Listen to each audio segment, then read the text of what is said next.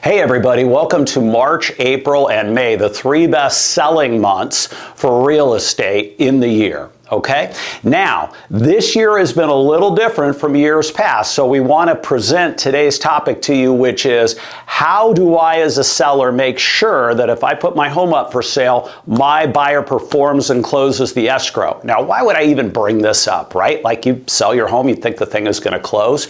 Well, in January, nationally, 1 out of every 7 escrows fell apart. That is a very high number. And in February, it was just a little better, 1 out of 9.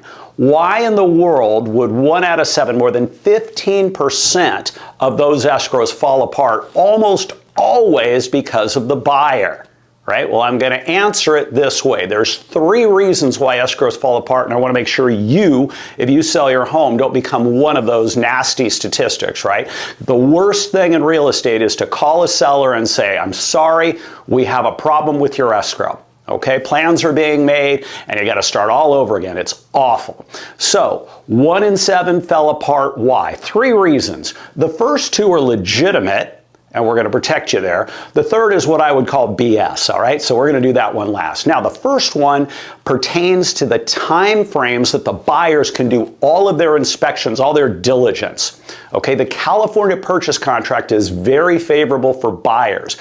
During that time frame, it could be 17 days, 21 days, as long as the buyer asks for, they can do all kinds of investigations, inspections, appraisals, reviewing CC&Rs if you live in a homeowners association. If you don't, as the seller, instruct your agent to shorten those time frames, these things can go on for 3 weeks, 4 weeks, even longer. I've had people call me recently saying, Neal, we had our deal fall apart after 28 days because of an appraisal problem.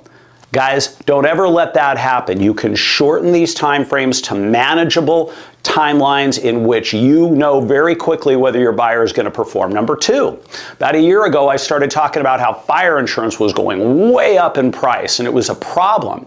And then a lot of agents were not asking for fire insurance commitments up front.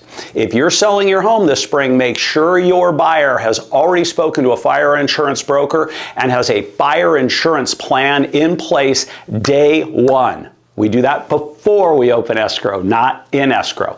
Buyers find out fire insurance is very expensive and they cancel. Number 3, the BS one.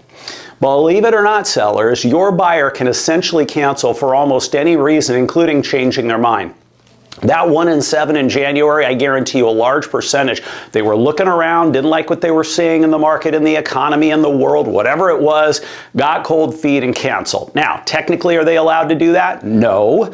There's a good faith element in the contract, but they do it all the time. How do you guard against that? And I'm going to tell you, when I present an offer to a seller, there's 4 things I look at. And the number 1 thing, after financial qualifications, time frames, and price, is the motivation of the buyer. Why is the buyer making an offer on your home? And the way you instruct your agent to address this is ask them, hey, are they making offers on other properties? How long have they been looking? What do they like about my home? Okay? Ask questions about your buyer to indicate why they're serious and committed to your property. When you know that up front, which is critical, it's the number 1 thing that will prevent your escrow from falling apart. Thank you.